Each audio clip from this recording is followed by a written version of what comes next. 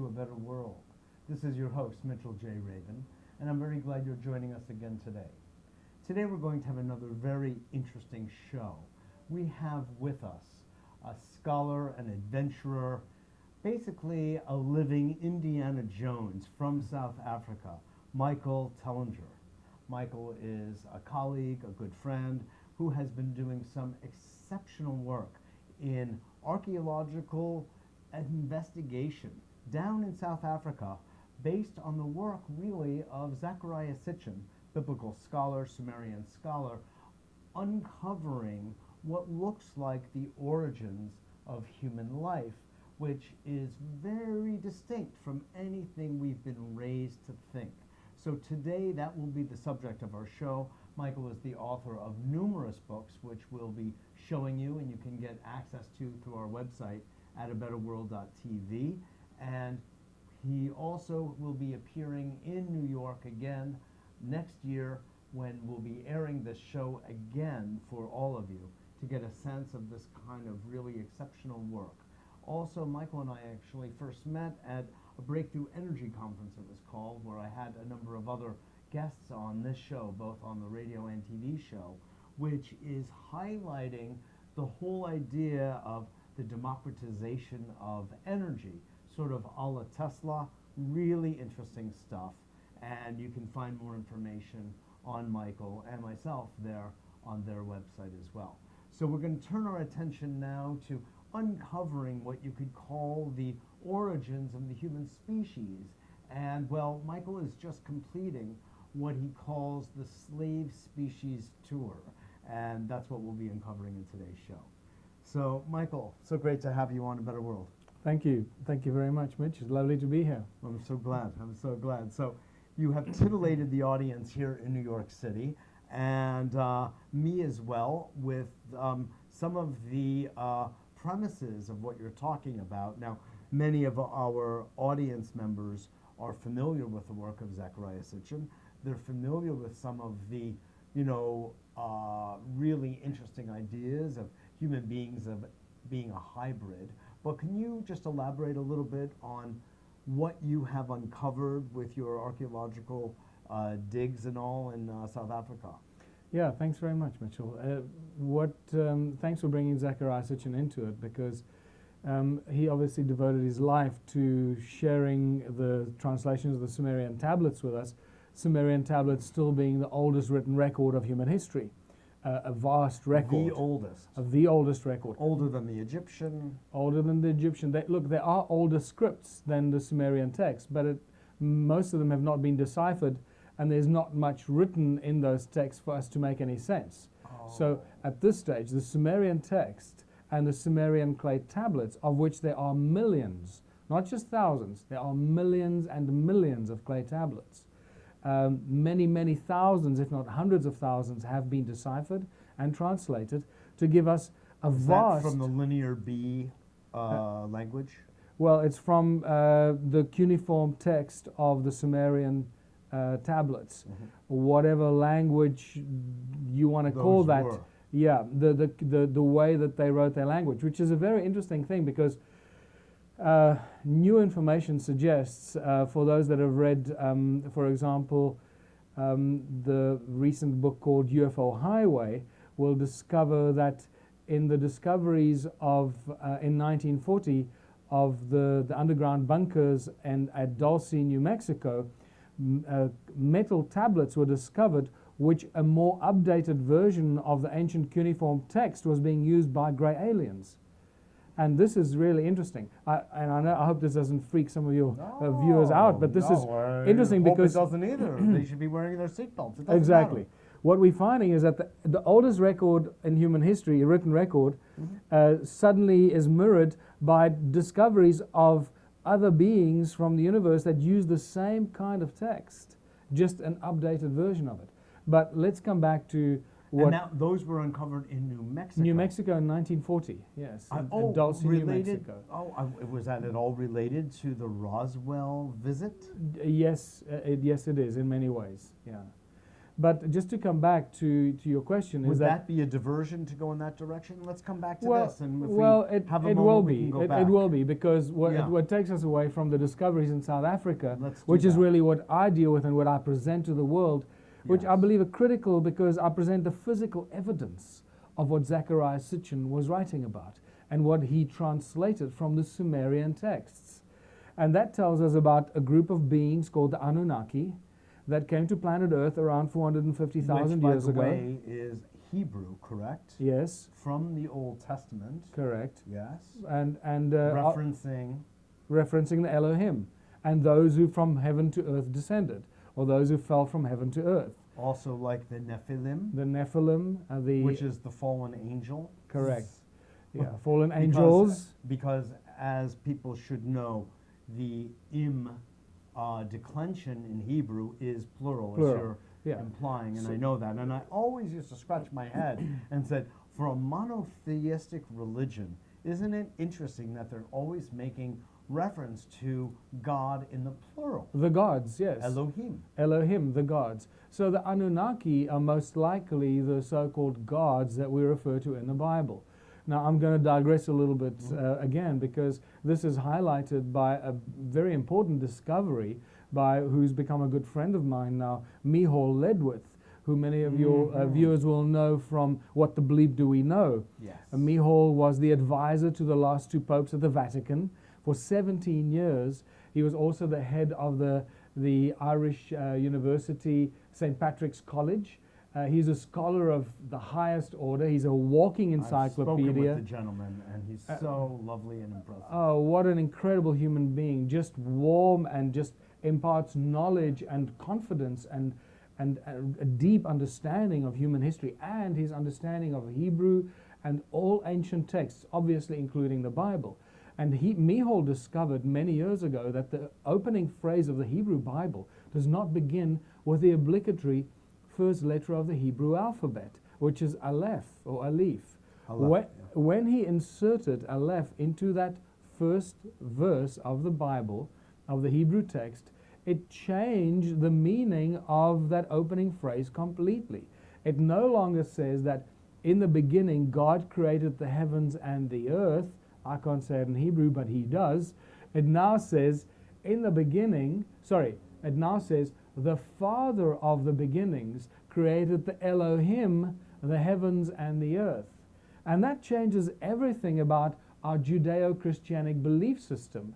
So I'd like to urge everyone who thinks they believe what they have been taught about the Bible, the Jewish and the Christian texts, go back and rethink everything you've ever believed. That changes everything, because I now thought at the beginning it said, I happen to just know the Greek, in ancient Greek, en arche ha logos, which means in the beginning was the Word. well, the Hebrew text says, And the Word was God. et yes, cetera, et the cetera. Word was with God. That's right. So, but the exact translation, according to Mihal Ledwith, is that the Father of the beginnings created the Elohim, the heavens, and the earth. So we meet these For beings Mihail called, to say that, you have to stop and review yes, what that would mean and absolutely, imply. yes. So I appreciate that point. And so what that does, it What does it introduces then us. mean Well, to it you? introduces us to these group of beings called the Elohim, and then we start realizing so that becomes an intermediary, if you will, between the Father yes, and the humans. absolutely, It's yes, like a middleman there. yeah. And but Okay. look, that becomes very interesting and a long discussion in itself as to who the Elohim really are, because that's when we start seeing the interjection of a lot of other beings imposing themselves as being the Elohim. And we see thousands and thousands, if not millions of years of lies and deception and deceiving humanity who the Elohim really are and who the gods really are. And there are various levels of Elohim as well when you Par start exemple, breaking that down. What's an example of that? Well, the example of that is that many people that have done deep research into this say that the Elohim are actually the 7 primordial fields of energy, the first manifestation of God or source that went forth and manifested everything else in reality. The 7 primary frequencies or or resonances that then manifested everything in creation, Would that visible or maybe invisible. possibly like even the elements of fire, wind, Absolutely. fire, air, all water? of the above, Soil? and more. And 7 of those primordial, whatever you want to call them, beings, entities, frequencies. But at the same time, the Elohim are then used by the Anunnaki, who refer to themselves as the Elohim. And they take on that role as the creators and creator of not just the human race, but many other species around the universe. This is clearly one of their functions that they perform not just on Earth, but across a wide spectrum. So we've got to say, for those that are new, or even those that have studied the Anunnaki are very complex beings. It is very difficult for us to wrap our heads around it, get a grip on them. They're very complex, very mysterious, multi-dimensional beings, not just single-dimensional physical beings as we would imagine. Get on an airship and travel to another planet somewhere. No, they have different kinds of abilities, multi-dimensional beings who over millions of years have also themselves grown in consciousness and have also been separated and segregated into different levels of consciousness. And that plays a very important role as to what is happening on planet Earth today as connected to our origins. But just to jump back to South Africa, what some of your listeners might want to know, what do the Anunnaki and South Africa have in common? And that is that we're finding the evidence of the activity of one of the most important Anunnaki entities that is referred to as Enki in the Sumerian texts, and Enki being the creator of this slave species or a race called the human race that was created by the Anunnaki, and specifically Enki as the slave race to work for the Anunnaki in the gold mines. And that is key here. Enki is also, I first encountered this being, this name, in the Epic of Gilgamesh, Yes. which is also one of the oldest extant texts that we have on Earth. Yes. Yes. So his relationship then with Enlil becomes a classic mythological theme that echoes throughout time. Yeah. And What is the relationship? Is that the same Enki? That's Enki and Enlil, his brother, who pretty much took control of this planet of ours. Enki was in charge of the southern hemisphere and the gold mining and the cloning of the new species to help get the gold out of the ground, while Enlil was pretty much in charge of the business aspect of it. I see. You want to call it. Although they didn't do business with it, that's something that came a lot later. Also an introduction by the Anunnaki, incidentally. And Enlil was in charge of the northern hemisphere and the spaceports and the administration, if you want to call it, of the Anunnaki. Okay, so what Earth. we see, just to recap this a little bit, if we were to follow both the Sumerian texts and this new or other interpretation that you're putting forth from Mihail of the beginning of the Old Testament, it suggests that there is the Father, who we typically refer to as God, or the source of all things. or the source of all things, and all that. But then there's this intermediary level, the Anunnaki, referred to also as Elohim, typically in the Old Testament, and that they are instructed, if you will, to develop a slave species, which became we humans. So much for Darwin, so much for ordinary creationism. That, in a sense, has to sidestep because there's this whole other interpretation. So then we have this multi-dimensional race, if you will, or dimension. Group of beings, yeah. Group of beings, extraterrestrial, archangelic, I don't know. Fertilizing, who are they fertilizing on Earth? Well, at this stage, it seems there was some sort of an ape-like creature, possibly Homo erectus or Homo habilis, one of the early beings, hominids on Earth, that they used their DNA, their genetic material, combined with their genetic material, and they only injected enough of their own genetic material to make the species smart enough to follow instructions, to be able to handle their tools, to be able to repeat the same task over and over again and not losing focus and wandering off into the bush, right? And just, you But want me we've to been having people go AWOL forever. Exactly. So it was quite a process to actually create a new species that was intelligent enough to follow orders, be able to be taught skills, how to do things, and use tools, advanced tools, technological tools that you saw in my presentation. That Right. we deal with Caesar and laser technology here of very simplistic structure, not the way that most people would think about it, because the Anunnaki understand they are masters of technology. In fact, all the technology we use on Earth today is probably, most likely, from the Anunnaki.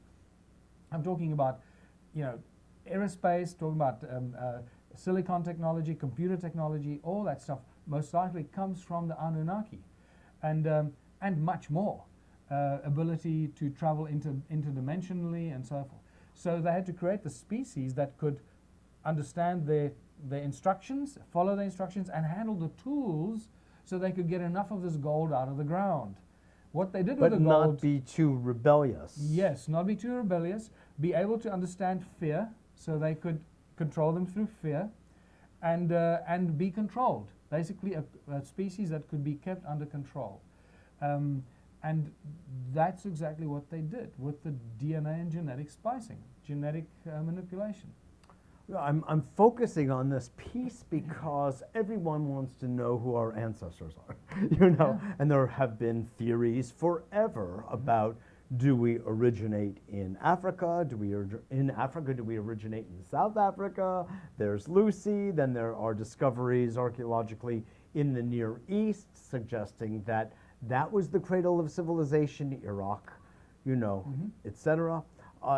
There's the ancient Persian, of course, Sumerian, Hurrian. I mean, there are so many ancient civilizations. And of course, we have, even though we don't have textual representations of Atlantis, Lemuria, we have notions of these even earlier, highly developed civilizations, and that cultures like Egypt, India, the Indus Valley, maybe even Ukraine, are the recipients of some of the residue of those civilizations. Anyway, there's been a lot happening on planet Earth, which I know is one of your premises. But the actual origin of us, because we are clearly a peculiar species, it is clear, but we are rebellious. We are rebellious. And we are... And also, we're not one species. We're not the human race. We're the human races.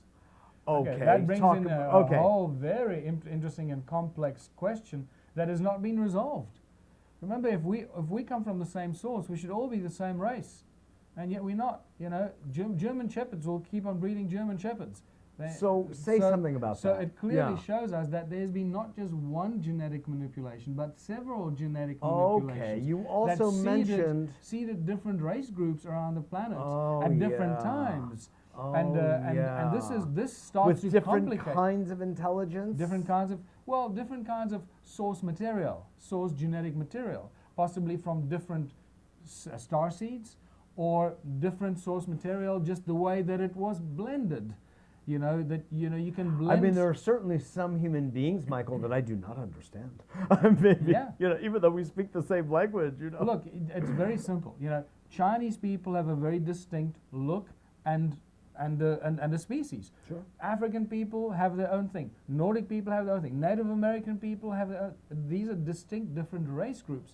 And the answer for what their source is, where they come from, has never been answered. And it never will be until you start dealing with genetic manipulation. Well, there are stories that I think hold some weight when you look at the Mongols and the Tibetans and the high cheekbones, and then you look at what was the connection between Alaska and the Aleutian Islands there, and the land bridge, and then you go down. I mean, I know Joseph Campbell develops this to some extent, and then you look at the Ecuadorians and especially the Peruvians, and again you see the high cheekbones, which you also find in the United States with the Native American people. So do you know, in other words, while what you're saying may well be true, when you look at the larger differences between Asians and Africans and Nordics or Anglos, there's also a lot of maybe follow through between certain groups. Like I said, that's a huge debate and a huge question that keeps us very confused, unfortunately, and it's caused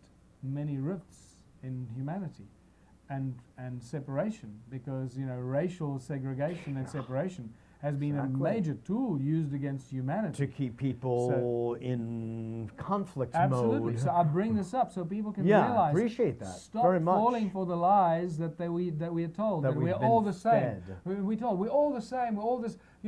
We're all the same. We're not all the same. We're at least 5 different race groups on planet Earth. Yeah. The sooner we recognize this and become comfortable with it, the easier it is going to be for us to start getting along.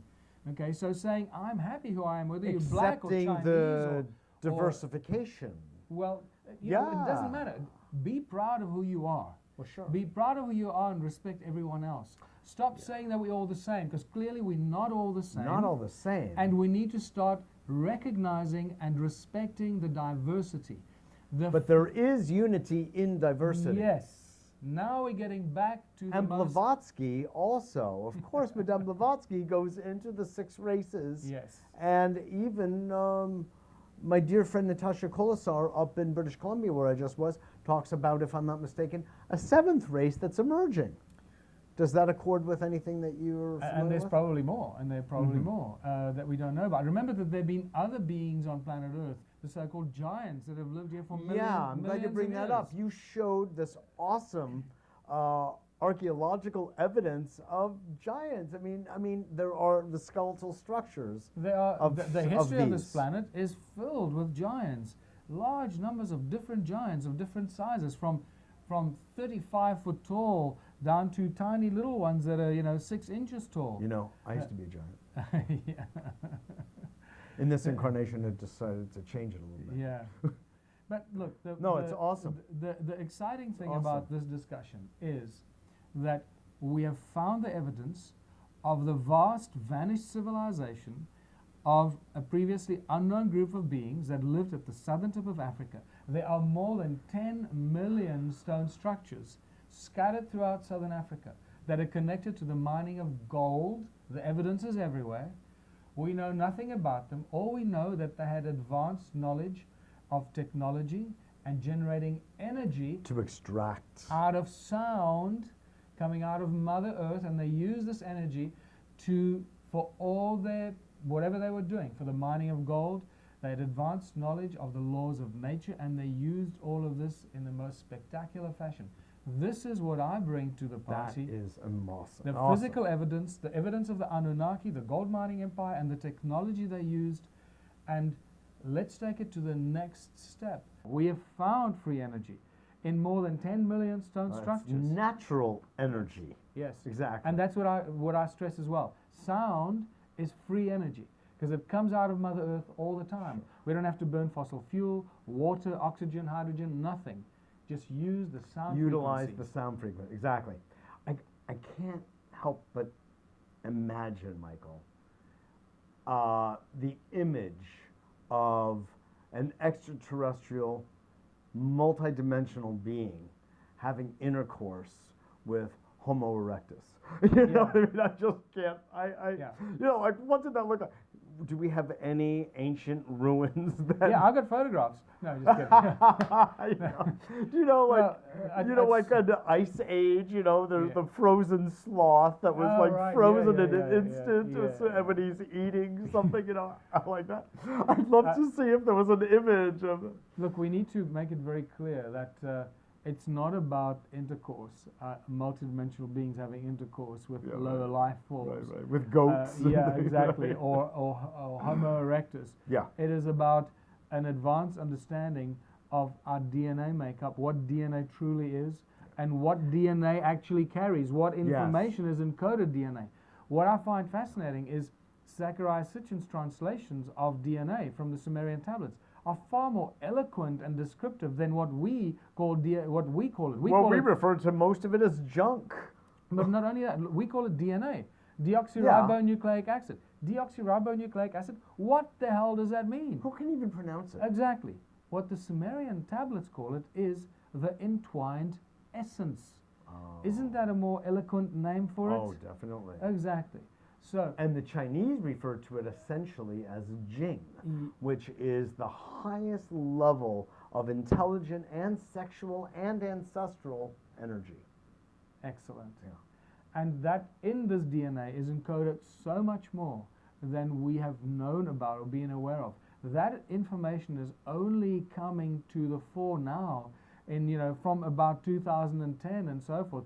The genetic research and some of the tests that have been done. The fact that in 2011, Luc Montagnier in France spontaneously manifested DNA from nothing in a test tube, next to a test tube with DNA, immersed in water, exposed to 7 hertz, and miraculously manifests DNA. I mean, that's like being God in our Yes, understanding. and what it is that now we're starting to understand the essence of God, and that takes us back to the Father of the beginnings that spoke the word. What is word? Sound, resonance. Now we started to understand that resonance is the primordial source of things. Sound and resonance of the Creator brought everything into creation, and the science is now starting to show it at every level, every corner you turn.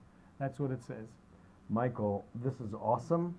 I so appreciate it. We're going to have you back, and we're going to carry on this conversation. Thanks, Mitchell. Okay. Lovely Absolutely. chatting.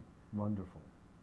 This is Mitchell J. Rabin for A Better World. I hope you got at least some fertilization, if you will, out of that conversation, because Michael Tellinger is doing some awesome work in helping to realign our understanding of who we are and what we can do to fulfill our true human potential.